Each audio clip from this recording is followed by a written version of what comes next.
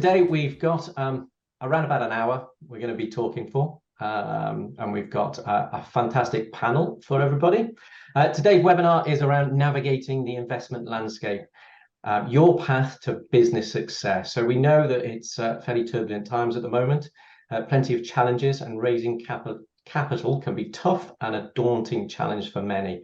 So fear not, because we have assembled a powerhouse of experts to guide you through the twists and turns of this exciting venture.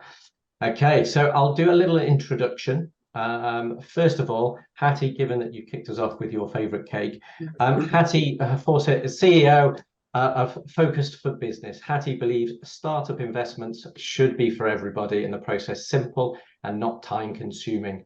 Has over a decade of experience and has raised over 5 million in the past year alone for founders that have been through her funding accelerator program. So really well placed. Has both secured funding and managed investments and brings a unique perspective to the table. Hattie's passion is for making startup investment accessible and straightforward. So Hattie, welcome to the panel. Anything that I've missed you should add? Maybe your connections with the Dragon's Den, maybe? Yeah, I love it. I mean, yes, you're right. I've seen investment from both sides of the fence. I've been a founder raising, and I've looked after the investments that Kelly Hoppen made when she was a dragon on Dragon's Den. So yeah, seen it both sides.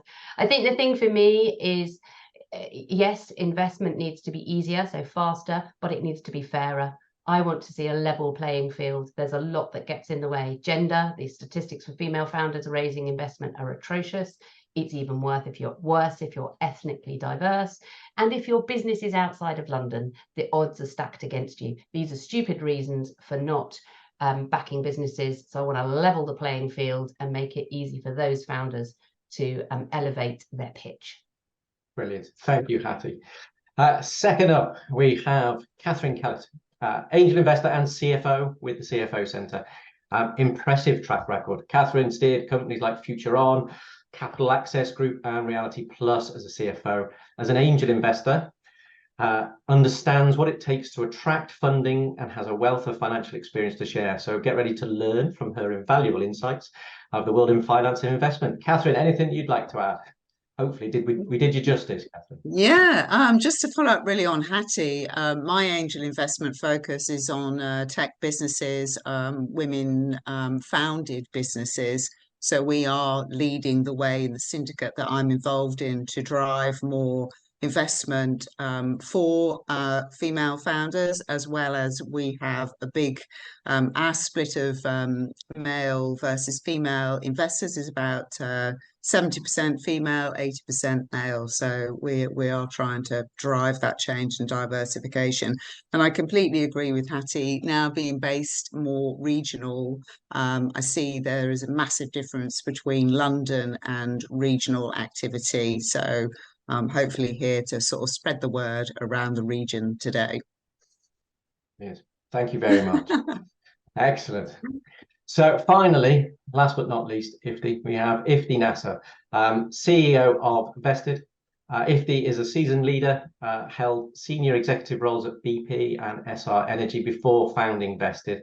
And the Vested journey started with research to discover biggest challenges facing startups, and has developed into an equity management digital share platform that has helped thousands of founders through their equity journey. So plenty of experience and strategic thinking across the table. Ifti, given that you are my boss, anything I've missed there that you specifically do want to share? I think well, firstly, thank you, Matt. And yeah, that pay rise is in the post. But no, when we started Vested, it was aimed at the early stage startup recipients, but found it really difficult to make that viable as a business because of the sustainability of those businesses. That said, we are now spending a lot of time helping those businesses now with some new products on the platform launch, and just make the whole process around starting the business up from incorporation through to all the funding round support that we have on the platform. So yeah, very much up for this conversation, and would love to see if we can help people through that journey and reduce the number of people who fall off, as it were. Yeah, brilliant. Thank you all. So just to, I mean, everybody's popped in their favorite cakes into the chat. So we know that the technology is working, which is a good start. This will be a discussion, open discussion between the panel. We've got 5 key starting questions for that discussion, and we'll run through those. But I would encourage everybody just to, if you do have questions as we go through, pop them into the chat. I'll make sure that they're addressed throughout this session. So now this has been billed, by the way, as an engaging discussion. So no pressure for you 3, but please do be as engaging as possible. We'll kick things off with to start the conversation then really around of whether an entrepreneur necessarily needs to raise investment, or are there other paths to success? And perhaps Catherine, would you like to kick us off in that, and then we'll sort of open the discussion? Yeah, I think the question of do I need to raise investment, I think that there are a couple of key questions that I would ask being part of a startup business. So that's the angle that I'm coming from. And I'd be saying to any sort of CEO that was sort of suggesting to me that we needed to raise investment, I was saying, well, what do we want to raise it for? Do we know why we want to raise it, and what benefit that will bring if we are able to raise the funding, what we're going to use it for, and that purpose is going to bring benefit to the business. There's no point in going out and getting funding and not really knowing why you're doing it. And to add to that is to then ensure that it's going to add that extra value to your business, whatever that might be. And generally in a startup phase, it would be to accelerate the growth of your business. So you could probably go on a certain path of growth without investment.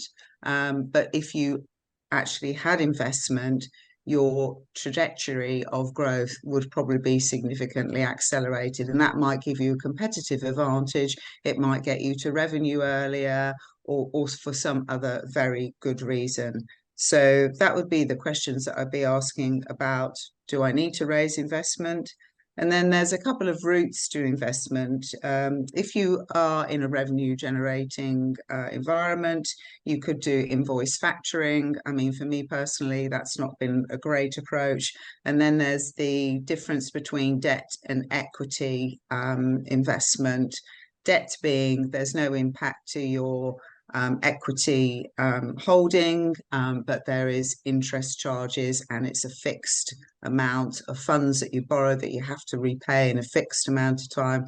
Whereas equity, of course, you're diluting your current shareholding, but that might give you benefits in the future in different ways, and there's no sort of repayment or interest liability. So those are the sort of 3 options in terms of the investment that you could raise. Can I jump in, Catherine? I really want to pick up on something you said, which was lovely. No, you don't have to raise investment. That's it, isn't it? You don't have to. And sometimes I think people are surprised when people like us who are in the game of helping people raise investment. I think they're quite surprised when we say that. But I think it's really important we say that, because investment isn't for everybody, for one thing. And nor should it be, you know, and you don't always have to raise. I mean, the business I started, you know, I got quite far by getting the business up and running and live. Mine was a marketplace. So, you know, these days with no code, low code, you can get quite far with not much money, and you can prove a business works and start attracting customers, start generating revenue.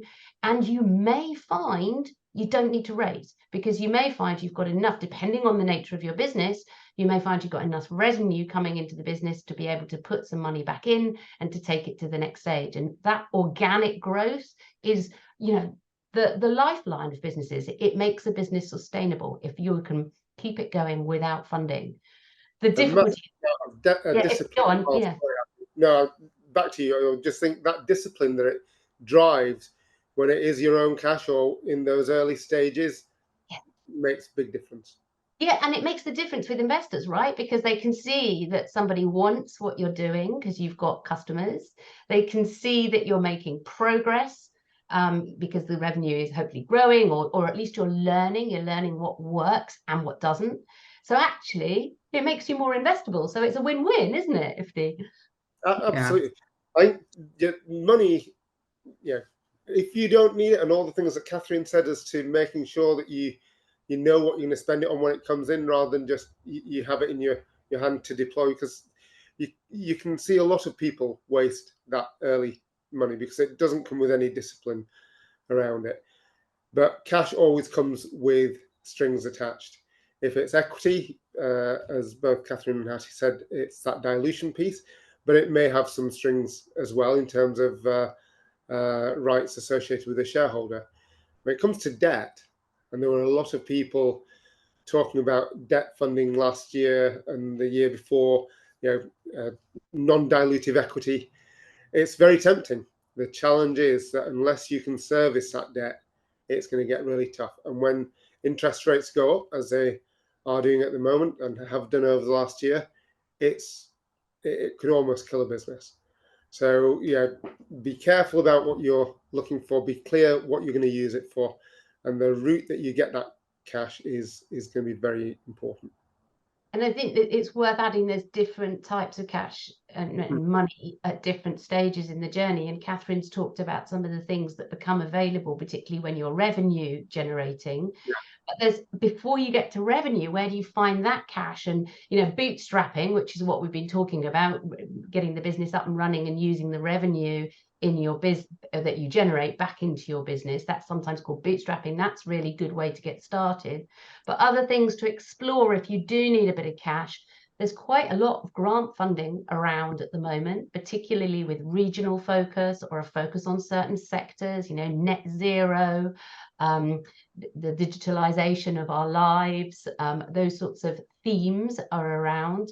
And then the other thing I would say is some of the debt funding that is specifically available for startups to get you off the ground, like the startup loan, for example. So there are things to explore before you go for that equity round, and different types of funding are available at different stages.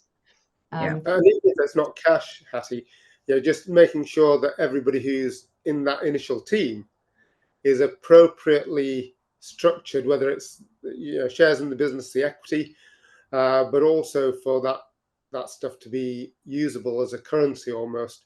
Things like Slicing Pie, great book to read for very early stage. But going back to what we were saying, there are different stages. That's useful at an early stage, but then as you get larger, and certainly as you start getting value, it becomes a little bit more complex. So you want to make sure that you do that with the right support behind you. Yeah, there are other programs as well. I mean, I know Microsoft have got several different programs, certainly for tech businesses, that you can get involved in. You'll be tied into Microsoft. That is a risk. You'll have to use their Azure platform, but I think AWS have probably got similar opportunities for tech businesses as well. And the one thing about sort of assessing whether you need funding or investment is a financial plan. So whilst I'm a CFO and I'll be an advocate of developing a financial plan, I can explain to you why it helps with the decision as well. Because if you're able to model out what your income is going to be, your revenue, or however your income may come in, perhaps through grants or whatever support you might be able to get, versus what your costs are going to be, then you'll know what your net profit is going to be, and hence your cash flow. There's a slight difference between net profit and cash, but fundamentally they're very similar. And so you'll be able to project that forward to understand if you're going to be able to be self-funding and maintain the growth that you want, or if there is a crunch point where actually you do in the future, you actually do know that you need to go and get investment. And if you could preempt that as well, then you've got time to actually go and get that investment, rather than it being an emergency sort of investment where you don't have much control over negotiating the terms. If you actually negotiate in advance of getting to that sort of critical point, you have a much more control over the process as well. Timing is key, isn't it? Because you know, any sort of investment takes time to secure. If you're going to go to a bank, you're going to have to put in your plans, and there'll be questions that come from that. Won't there? The toing and froing takes time. If you're going to go for equity investment, you know, it takes time to prepare your documents, find an investor. So timing is key, I would say. Leave yourself time. Don't wait until you can see the cash has dwindled in the bank before you go and get help. Yes, questions around cash burn and run rate. You will be asked those a lot. So, you know, we can provide a little cryptic sheet on what those are if needed. It's almost taking us to that next question, isn't it, Matt? I was going to say, yeah. Well, one of the things that's just popped up there before I sort of go into that, but there's lots of information there. So really great discussion. But there's, you know, is there something there, you know, there's lots for somebody as a founder to therefore try and go through at that point. So, you know, you talked about grant funding, debt equity, and, you know, before they're even looking at that, you know, are there certain resources or places that you'd maybe direct people to, other than obviously beautiful webinars like this, but to try and get help, you know, with that, to go through what those selection criteria might be? Yeah. There's lots of good sources of info.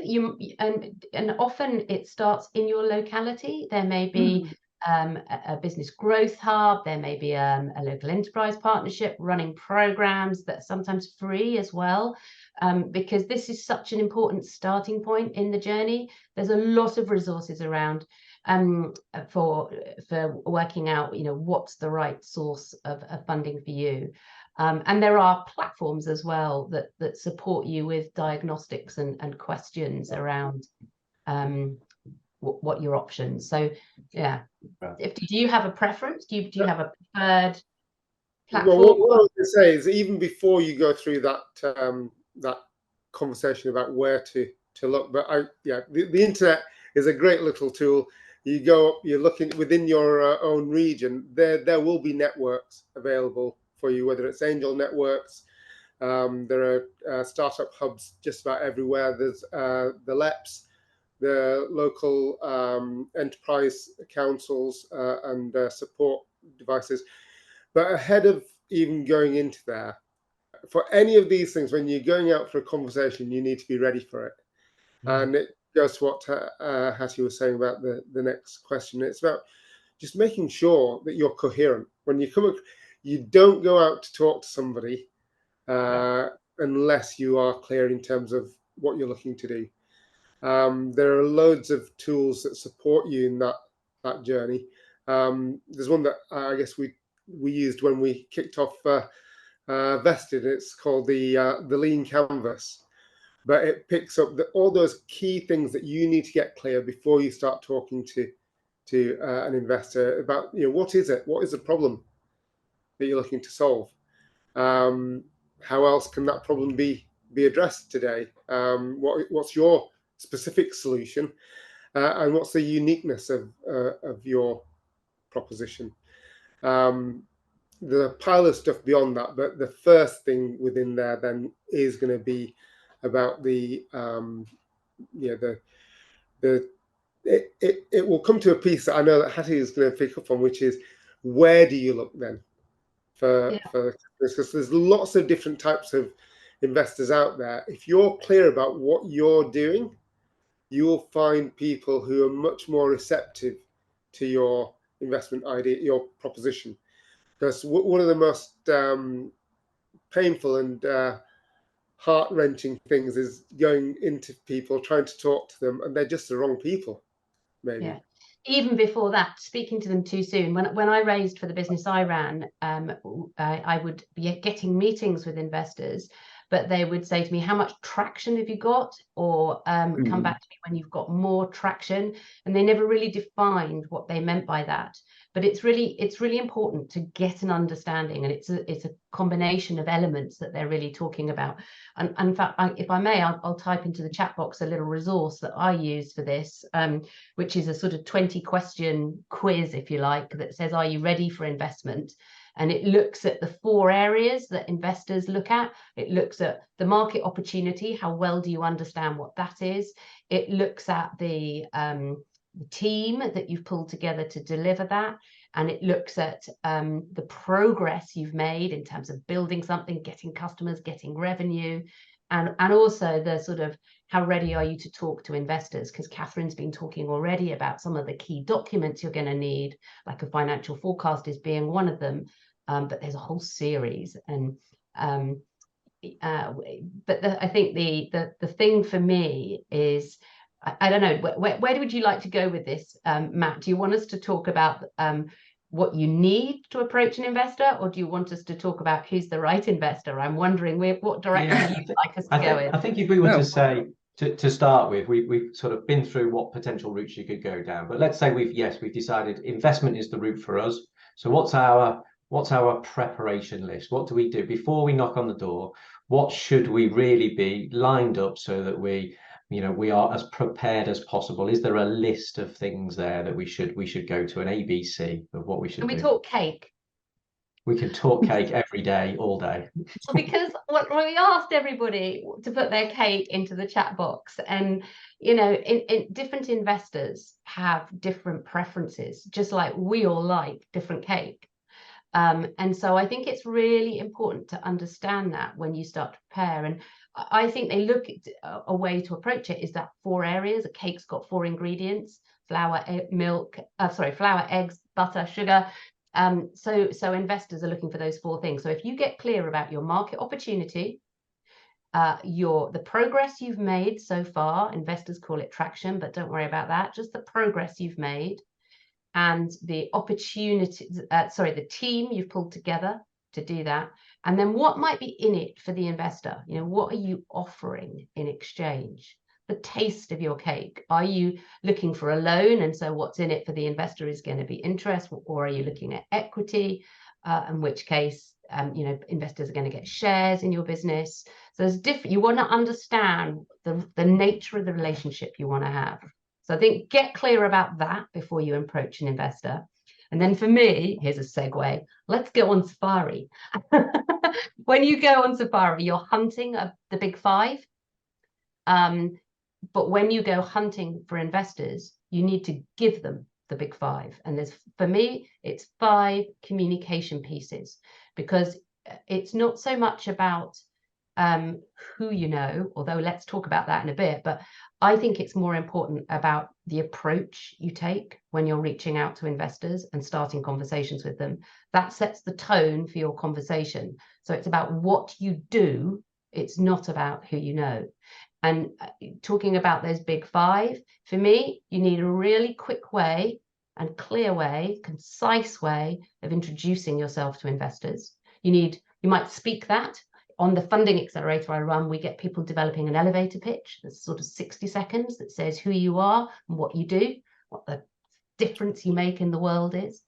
But you don't always get the chance to speak to an investor. So you need an intro email that does the same job. And that's quite a specific thing. We have a structure for that on the funding accelerator I run. And that is about managing the way you present yourself to investors. So if you ask somebody to make an intro for you, you could give them that copy and say, here, if it's helpful, this is what I'm about. Maybe you want to use that in making the introduction to the bank I want to speak to, the angel investor I'd like to reach out to, or the VC that I really am trying to speak to. So that, there's elevator pitch and intro. You also want to be ready to convey quickly the ingredients of your investment opportunity, that flour, milk, or I keep saying milk, flour, sugar, butter, eggs. So those 4 areas of the deal. So a 1-page summary maybe that allows an investor to quickly look at the recipe for your business and go, yeah, I like that. Okay, that's my sort of opportunity. I'll talk further. Investors are busy people. They won't commit their time to you until they've understood it's worth their while. This is an opportunity they like. They like the flavor of your cake. So give them that 1-pager that allows them to see the elements of your deal. We talked about 4 on the funding accelerator. We extend that a bit. It's 7, but just show the essence of your deal, your opportunity. From there, you might want to talk about get really into the detail. And this is the last 2 documents of the big 5. For me, it's a pitch deck and a forecast. The pitch deck has to show your vision, the change you're going to bring about for your customers, the impact you're going to have in the world, or the difference you're going to make. So it's a vision, and you're laying out how you will achieve that in quite headline form in some ways.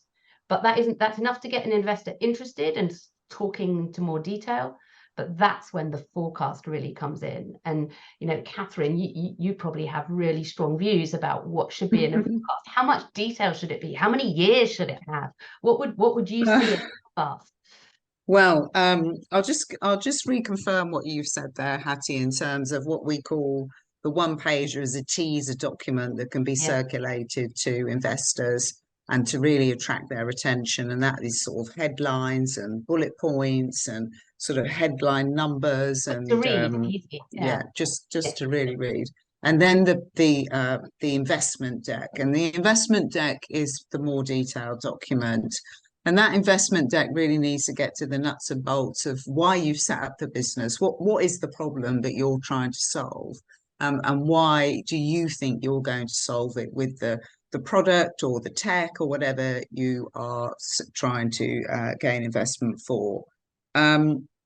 If you've perhaps got some traction that Hattie has mentioned in terms of perhaps maybe generating some revenue, or you've got some proof of concepts in flow, they're always really good to share with investors in your investment deck. It's about the journey that you've been on so far and the speed of the journey that you've been on as well. I mean, if you've been, you know, at POC for 5 years, that's perhaps not great. But if you've been at POC what do you mean by POC, Catherine?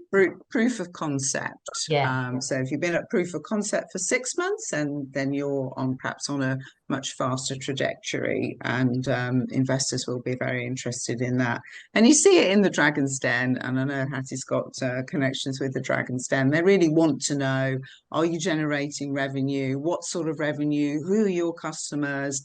And they're really keen to understand that, and you've got to get that across in your investment deck. And then the piece that Hattie has talked about in terms of the financial plan, there's a number of ways that you can do that. I mean, you can I think graphical format is very powerful, rather than just having a table, so that you generally have a hockey stick effect of revenue, particularly in the early stage, you know, 2 or 3 years of a smaller growth, and then suddenly whoosh up the numbers go, and you have to make sure. The size of the swoosh is a controversial element, isn't it? Should you make that credible? Should you make it ambitious? You know, how big's your swoosh? Any number into a spreadsheet, and you can get any shape of graph you like. It's magic. But it has to be plausible. It has to be plausible. You must be able to comment against it as to the reason why you might have your hockey stick and the timing of your hockey stick. So I think graphical is very powerful, and some headlines. So headlines around KPIs, around your cash, around your EBITDA, when you expect to become profitable, perhaps even some numbers around your headcount to show that you are actually a business that is investing in resources to grow the business. You can't just have 2 people when you expect to deliver £55 million of revenue. I mean, that just isn't plausible. So you've got to make sure that you've got a very balanced analysis in terms of what you're presenting from a financial perspective, but make sure you include those other elements as well. Percentages and just headline numbers are really, really powerful. And then when it comes to the actual investment, why you want the funding, I think you need to spend a good slide on that. Don't try and hurry the process around finance. I just recently saw a pitch deck. It was amazing. There was lots of detail around the product and the why. And then there was one slide in finance. It just looked like they got to the end of it and gone, oh, I've run out of time. I've run out of breath. Just one slide with 3 numbers on it. So we're going back round the loop on that one, and we're going to have 2 slides. And one slide must be around the investment, why you want the investment, how you're going to use that funding, and where it's going to get you to as your next steps, and what your next steps will be. And invariably, it might be another investment round, and it will get you to perhaps development or of a, say again, software, of an item of software that you can then have as proof of concept, whatever it might be very clear about that, and be very clear then what your next step is once you've delivered on your expectations of where that funding is going to get you to. And trajectory in terms of how long should it be? Well, it shouldn't be 1 year, but it shouldn't be 10 years. So, you know, between 3 and 5 years, but do make it plausible. Yeah. We usually say 3 on the funding accelerator, Yeah. and if you're not able to show profit in the 3, then maybe you extend to 5. Yeah. But it's important, isn't it, to have not just a forecast at 3, 5 years. You also need to make sure it's got the P&L, the profit and loss sheet, showing how the revenue builds over time. It's important to have a balance sheet which sort of shows what's the value elements in the business, and also the cash flow. When is the money going to run out? When might you need to raise another round? So those 3 sheets are quite key too. And my observation, Catherine, and maybe you see this, but I guess this is why people, you know, love to work with CFOs like yourself, is we're not all good at numbers. You know, I'm dyslexic. I'm rubbish with numbers. Very good idea for a CFO for me. I work very closely with an interim CFO because my numbers are not to be trusted. They flip round.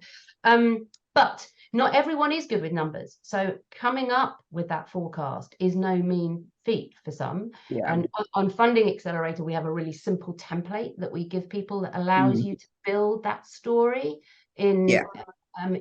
build it up bit by bit by answering questions rather than just having to type numbers straight in without thinking about them. And then the other thing we do, and this is again where people like yourself, Catherine, are so valuable, is on the Funding Accelerator, we give everybody a one-to-one session with a financial forecasting expert or a CFO who can help them support the preparation of that financial forecast, but also challenge some of the assumptions. And that's really helpful, because investors are going to challenge your assumptions. So practicing in a safe space with a friendly CFO like you would be a really powerful experience to allow you to feel more confident answering the questions of investors. Absolutely. Yeah. This is guys. I think the one thing that I would just add, and it literally is, you know, we talked about the dream, the problem that you're proposing to solve, the scheme, the way in which you're going to do it. But the third thing that we make sure, or when we were building the early stages of Vested, is about that team. And it's not just about making sure that you have the 2 or 3 people to get this 50 million remit. It's about the relevance of the team. So it's, you know, the business that you're looking to address, or the sector that you're looking to address. What is the relevance of your past experience or the team's combined experience that's going to address that problem?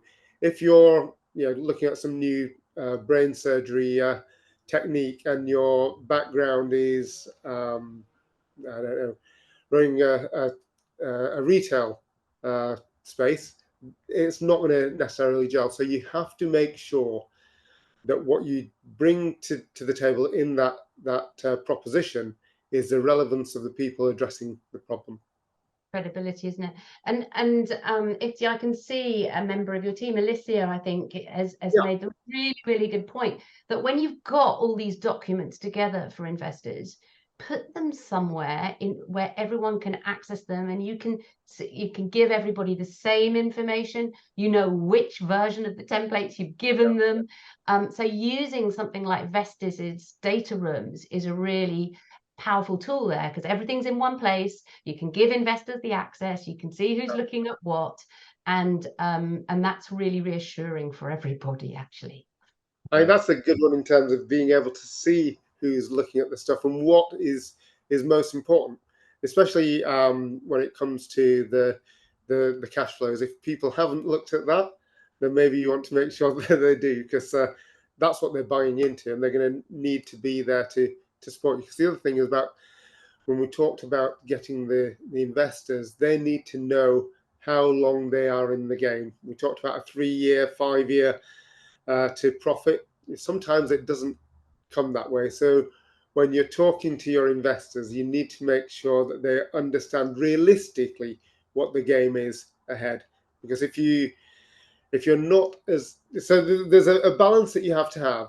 You have to be optimistically credible, right?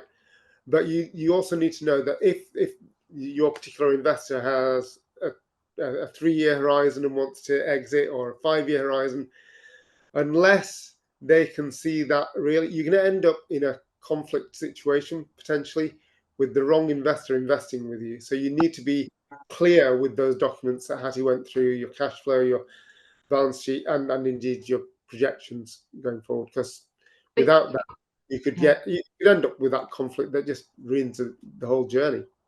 Your point about Ray, showing on a cash flow whether you're going to need to raise again is really important, because we haven't really touched on valuation, which is another key element that investors are going to expect from you. How many, particularly if you're going for this, we're now talking very specifically, aren't we, about equity investment.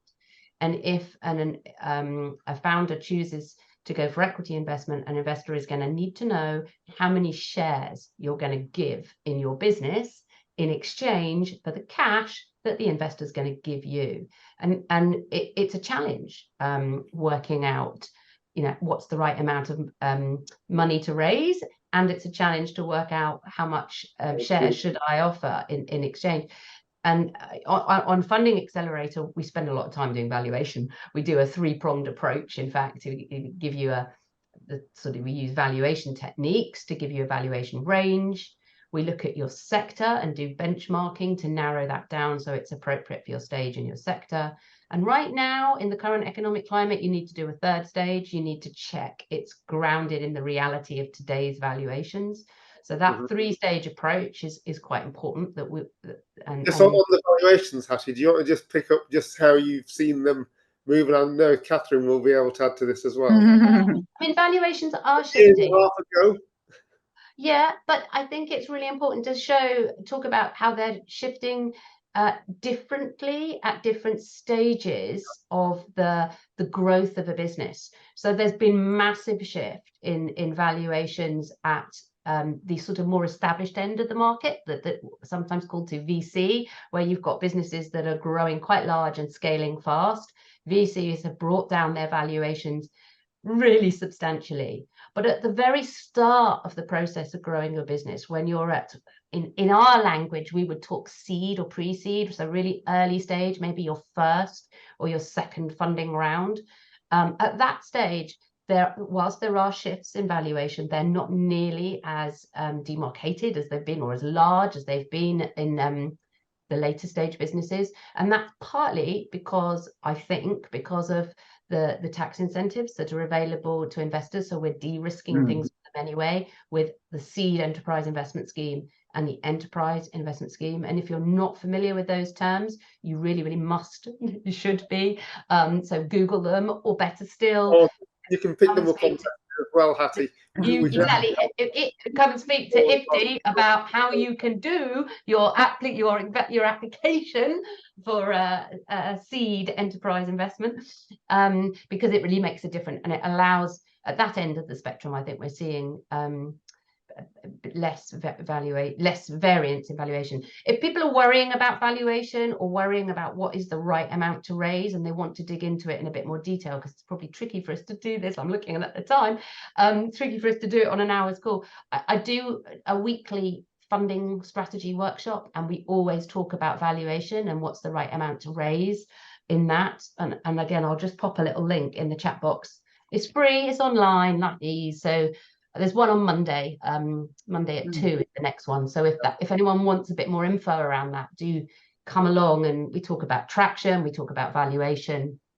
Brilliant.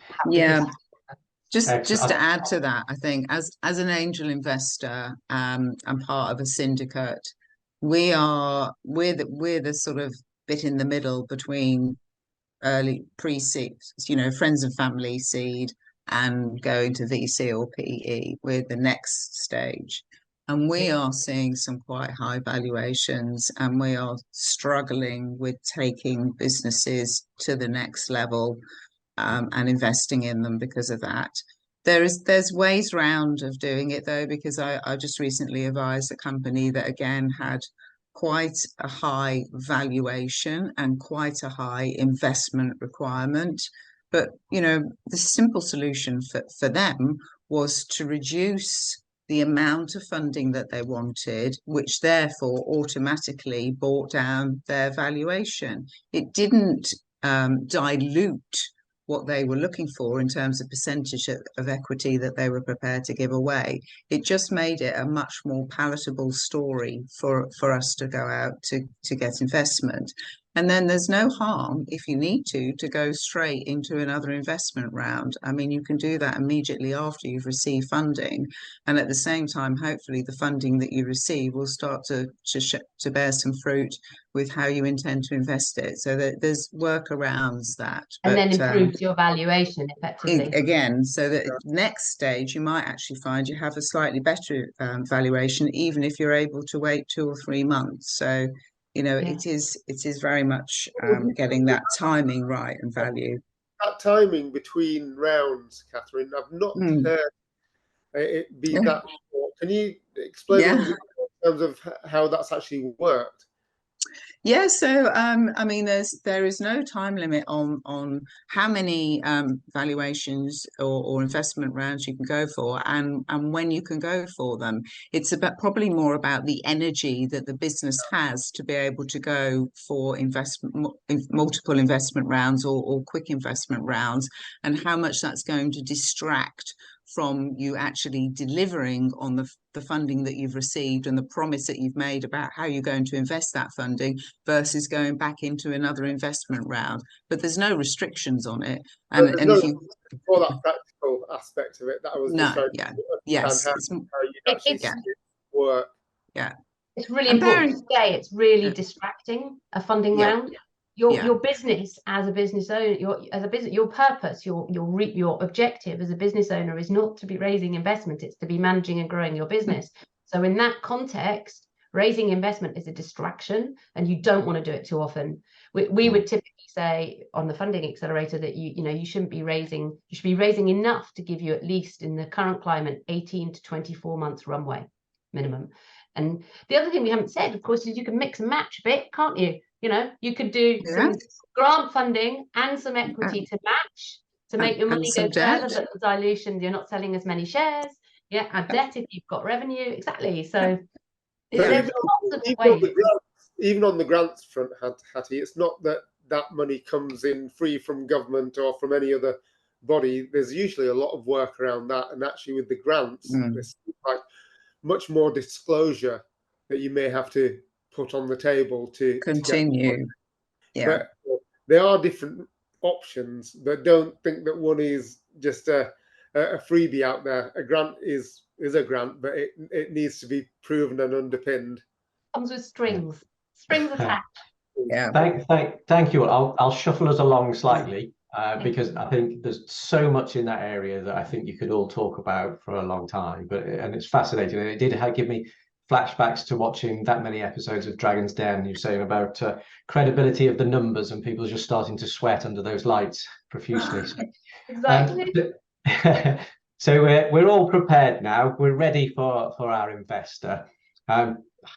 Very, very big question now, though. How do we go about finding that investor, and the right investor, really? So maybe Hattie, you're good to kick us off on this one. I love how you said the right investor. And that, for me, is where we should start. It isn't about saying, where do I find investors? Because that implies a one-size-fits-all, and it doesn't. You want to find the right investor for your business. And what's right for you is going to differ. It's going to differ on the size of your business, the stage your business is at. Are you, you've only been going 6 months, or are you been running for 10 years and you've got revenue into the millions? The right investor based on your stage differs. there will be different investors for your sector as well. Some sectors are really capital intensive. They need a lot of cash to get up and running. Things that are very techie, scientific, so deep science projects that maybe have to start with grant because they're doing something very innovative, and the only way you're going to fund that is through some kind of innovation grant. So you need to first think about, what am I? What's the right investor for my business? And then when you've done that, it's like, okay, then I can think about, where do I find them? And broadly, you know, when it comes to stages, and Catherine's already alluded to this really beautifully, I think, you know, at the very beginning, when you start out your business, probably it's either going to be the founder or the founder's friends and family, people who know them, see the commitment they're making, who are going to put money into the business. As you start to create something, make something, prove something, you've got something you can sell, then the options start to increase, and the amounts of money you might raise start to increase as well. And options can be around grants, they could be around startup funding debt, sort of as well, so a startup funding loan. But you also start to get the angel investors that Catherine talked about playing in this space, the more you've built something.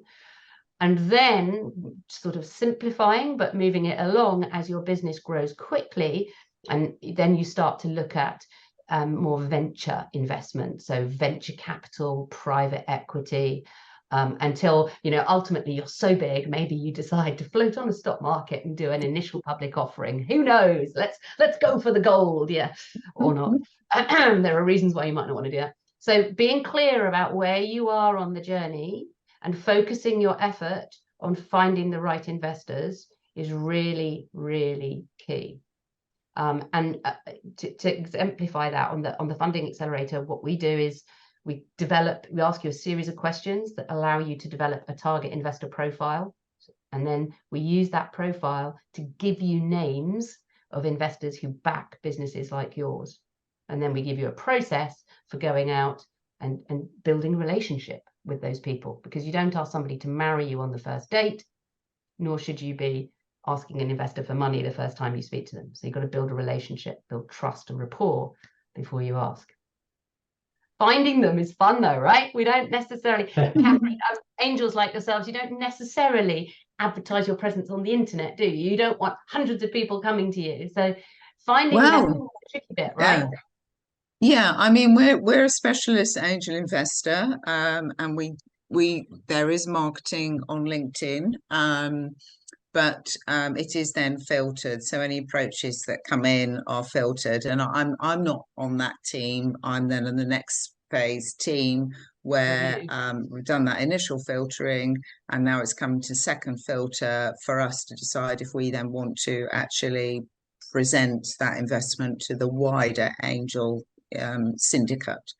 Yeah, I mean, as Hattie has said, there are a number of ways of getting funding or finding the right funder, depending on the stage that you're at. And very initial stage is perhaps, you know, the founders putting some funding in. Grants, I think, is a really good option, because, I mean, although you have to go through certain hurdles to get your grant funding, it's you don't have to pay it back. So, you know, as long as you can achieve those hurdles, it's free money. And then there are other ways. There's other networks. So you'll come across people like Hattie. You may engage with an accountant. You may engage with a lawyer, or you may know people already. You may know other business owners in a similar sector that perhaps have gained investment, and you know, you just want to reach into your network and talk to various people. And then there may be clients as well. If you have got a bit of traction, or you know what your client base is, and you've got some enterprise clients that you might be engaging with, they might be interested in making an investment as well. So there's multiple ways of finding investors at different stages in your business, and that's just an example of some of your startup options. Yeah, I guess the type of investor is absolutely key. at the bottom, yes, friends and family. There are things like angels. Then there's a pile of networks out there that you I can was go going to to. suggest the UK BAA. I've just put the link into the chat box. They're the Angel Network Association, aren't they? They look after all the angels. So Indeed, and there's they're very local as well. There are local networks that you can plow into. It's not just, as we were saying, in London. There are lots of communities out there. But the piece that we were picking up on around the type of investor and how it changes, because I think the guys have given lots of examples of the types.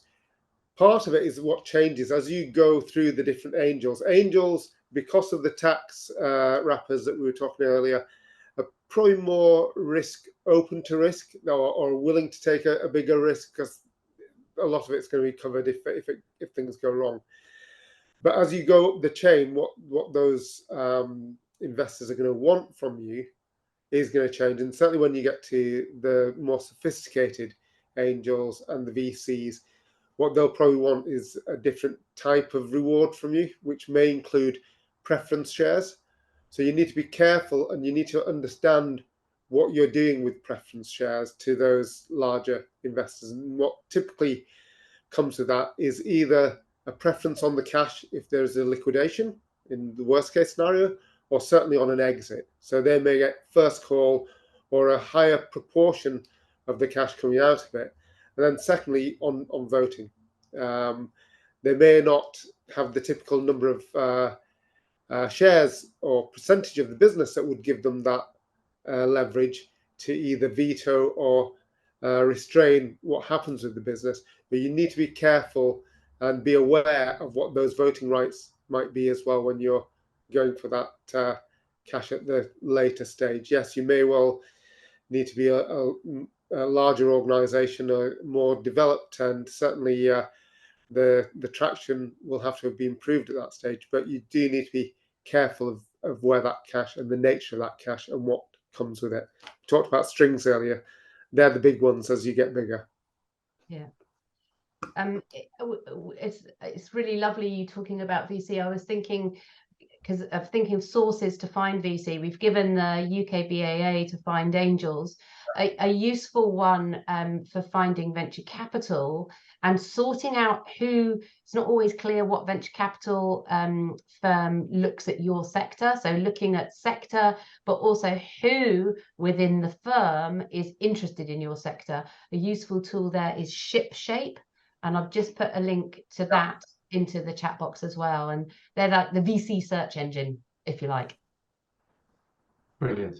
So on that then, is there anything else we should sort of try to cover off in that sort of angel versus VC space, really? Those key factors. It feels as though lots of that is around sort of your journey and what stage you're at. Is there anything else? There is something actually really good to point out, that what they bring differs as well. The reason I love angels like Catherine is they're bringing not just their money, which is useful, but it's their skills and their experience. And often, because they're very established people in business, maybe they've run businesses and sold businesses, that's why they've got money to invest, they bring their contact book as well. And those things, the skills, that sectorial knowledge, that business knowledge, that contact book, help you get where you want to be quicker and faster than the cash alone. So I think that's absolutely spot on, Hattie, and actually it's worth making sure you have one or two friends with those angel types, as Hattie's mentioned, and Catherine's a great example, because they will take a load off your back. And the main one is that whole thing about chasing around investment. If you've got somebody who understands what it's going to take, they will take that burden for you and that contact list without doubt. Because if they're an angel, they'll know others, and those others will know others, and it is very much the network effect. Yeah, we do take board positions sometimes, or we help with some coaching and mentoring. So we are very much hands-on in the angel investment world. I mean, you do get some hands-on VCs, but I think you need to test that as well with VCs. Having experienced a lot of VCs that have made a lot of promises, that you know, you really do want to make sure it's the right fit. So it works both ways in terms of questions. They're asking you a lot of questions. You're allowed to ask them a lot of questions. Don't be afraid to ask VCs questions. With the VCs, they will have, or a number of them have specialities, or it'll be around helping you build your team, or it'll be about specialists in marketing and getting you into certain sectors. So it is very key to make sure that the questions are two-way, Catherine. Yeah. Yes. That's brilliant. Yeah, thank you all. Catherine, get yourself ready for lots of friend invites. I think the key one is you don't go to ask for money until you've befriended them. So lots of friend requests coming your way, I suspect. The phone is already ringing. Excellent. Excellent stuff. So to finish us off with our 5 sort of key starting points, then is there anything there, key mistakes that they should avoid really in this whole process? I mean, Ifti, I'm sure you've seen and heard lots of horror stories. Do you want to perhaps kick us off with key things? I guess it's an easy one to make, and I think Hattie picked it up a little bit earlier, and that's about the amount of equity you give. Whether are you going to talk about the number or the percentage, and there's a big difference. And certainly when you're talking with friends and family early doors, and depending on the types of agreements that you set up, you can end up leaving yourself very exposed. So there are a number of resources that we've got on the Vested platform. Don't want to just give a dig, but to help you on mitigating, minimizing this particular risk. The other piece is understanding, as I said earlier, about that timing for investors, because friends and family may be able to join you early, but they may not have to have to want to hold on to that for a long time. And even with more sophisticated investors and angels, they will have a time horizon. So be clear on that with them from the start. Looking at your equity is another piece around where it is, because one of the things that we get when people come onto Vested is their cap table is actually not in the right place. They may well be issuing equity, and this is not a made-up story, this is real, where they thought they were giving somebody 10%. So here's 1,000 shares. Turns out that they hadn't fully done the subdivision, such that 1,000 shares was not 10%, it was half the business.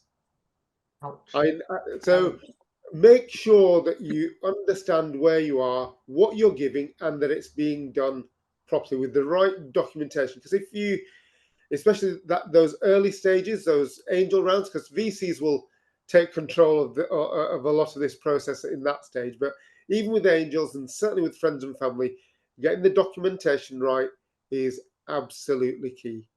Because when the later stages, you'll be tripped up. I'm sorry to interrupt you.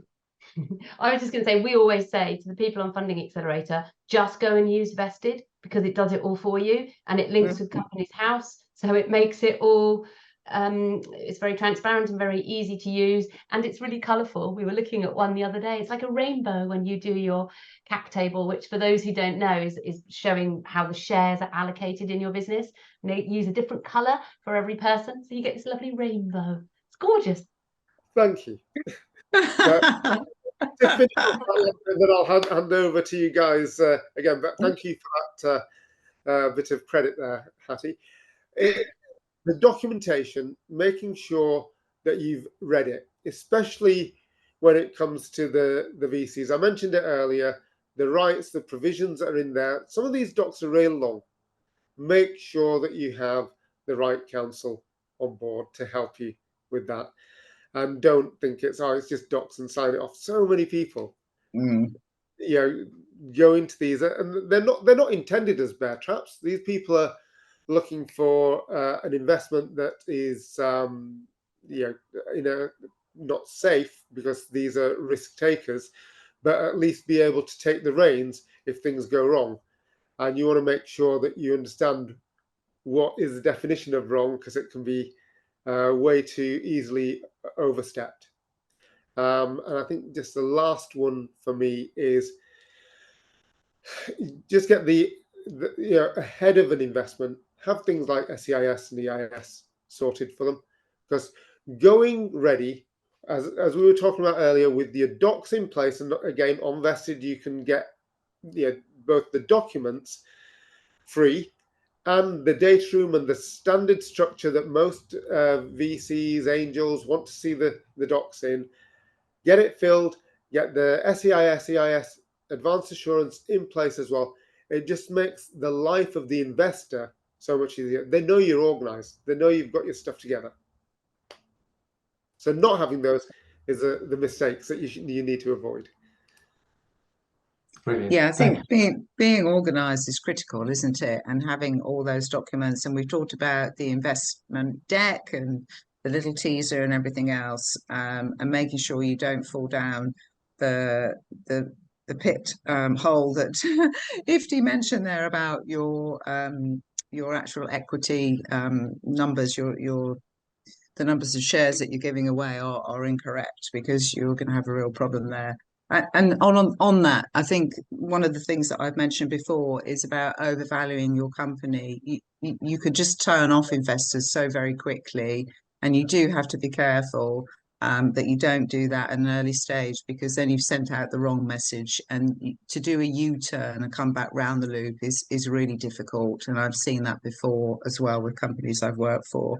So get it right from the outset and get some advice and sort of road test that you think that the valuation is correct. And be, that one, Catherine, it's not credibility, because if you lose that credibility, a delusional valuation, they'll think everything else that this person's going to tell me now is exactly. And be clear on what you're going to use the funds for. Be very upfront about it, be very honest about it, and be very clear where that's going to get your business to and what the next steps are. I think everybody wants to know that. We always ask that question in the angel meetings that we have. You know, what's next for you? How are you going to grow? Because we're going to be in it for 3 or 4 years, 5 years. So we actually want to know what the end game is. Super. Do you want 3 things from me, Matt? That would be lovely. Yes. I'll be quick. I'll say I like a concise list. Don't go too soon. Build traction, build evidence first that you've got a business. Don't leave it too late, because it takes time to raise investment. So give yourself 3 to 6 months before the cash runs out. That's don't leave it too late, and don't raise the wrong amount. So that begs the question, what's the right amount to raise? And for that, I'm going to just leave you with a teaser. Come along to Monday's funding strategy workshop. Beautifully done. Very good. Thank you very much to all 3 of you. So, Hattie, Catherine, thanks for joining sort of our Vested webinar. Ifti, thank you again. I set the challenge up front because we build this as an engaging discussion. It's definitely lived up to the billing. So thank you very much to all 3 of you for doing that. I think you've covered so much ground. I managed to cram it into just over an hour, so only 5 minutes over. So I think we've done amazingly well. So thank you very much. I would encourage everybody to click on the links that have been sent across during the session, and obviously, Catherine's phone's already ringing, so hold tight, leave your voice message, and befriend her as and when you need to. Excellent. Thanks very much, everybody. And there's some nice messages coming through on the chat, so thanks, everybody. Brilliant. Thank you for having us. Thank you. Thanks. Bye.